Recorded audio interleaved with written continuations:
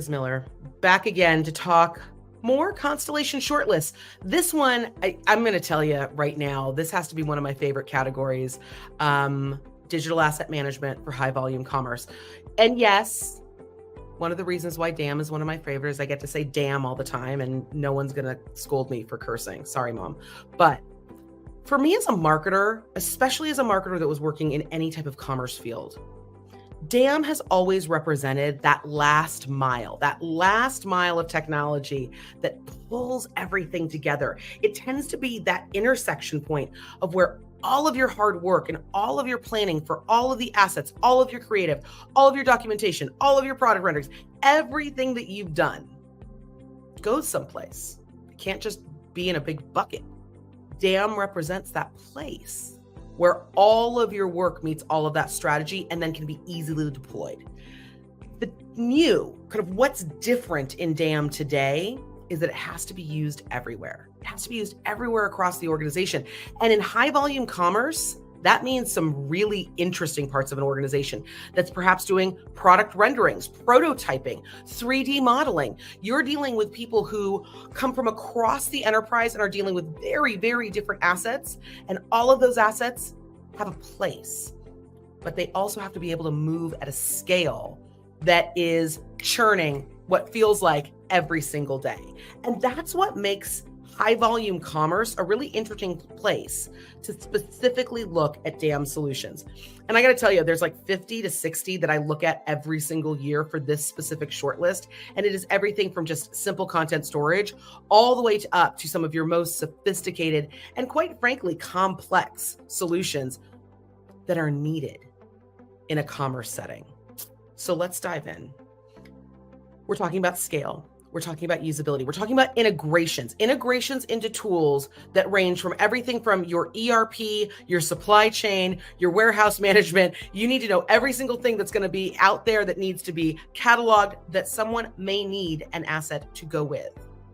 But you also need speed and scale and flexibility. And that's why these solutions are really hard to list. And quite frankly, there's one brand I want to talk about, one vendor that for years had been kind of the mainstay on the list, but in recent years dropped just below that list that would appear on the short list, and that's OpenText. And it's not that they got bad.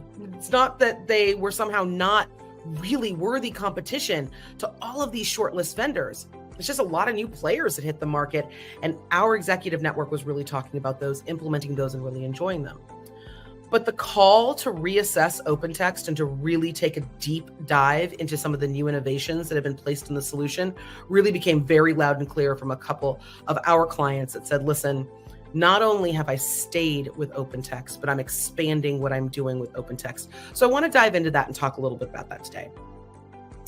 OpenText has been a mainstay, not only in content and content management, but also in asset management. There is a deep understanding as far as how to manage, maintain, and support asset delivery, as well as asset organization and asset management. And that's really important. But some of the things we really need to talk about when it comes to OpenText and some of the new, let's say new mindsets as an organization they have. The number one thing, integration. OpenText really understands that it is part of a much larger ecosystem, especially when it comes to its commerce clients. You are dealing with platforms and solutions that are not typically integrated and managed into, say, some of your other asset management or some of your other creative management solutions. This is a very different beast when it comes to commerce, and OpenText really understands that. But the number one thing, interestingly, that every person I talk to, every customer, and every end technology user that's using OpenText media management, it's got to be the integrations. It's probably the first thing everyone mentions to me, that everyone who is creating within the organization, they might be doing 3D modeling, they might be doing product prototyping, they might be doing your traditional asset creation and creative asset development. Everyone is able to utilize and integrate easily and quickly into OpenText. So you might be in Photoshop one moment, Illustrator in the next, you might be in PowerPoint, but you also might be in Premiere Pro. You also might be in texture. You might be creating massive 3D models. You are still going to be able to integrate quickly, reliably, and have the uptime and the scalability that you need to be able to pull your assets into the central repository. And let's also point out something really important here. The second thing everyone brought up to me was one word: simplicity. There is a big difference between simplicity and simplistic. I bring it up a lot because it matters, right? You can't be simplistic in your tool. You can't just have a bucket, someplace you stick things when it comes to high volume commerce brands.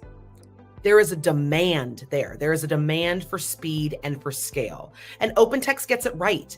With this all-inclusive subscription pricing, customers actually volunteered to me that there was never the sense they were going to get a gotcha invoice. We all know what we mean by that, right? That the layers on unexplainable costs, why do I all of a sudden have to pay that? Yes, I know my storage got bigger, but the subscription pricing and the way that OpenText has structured a lot of their pricing and their availability makes sense to not only the CFO, but also to the chief digital officer, to the chief marketing officer, to everyone involved in this new CX, this new asset ecosystem.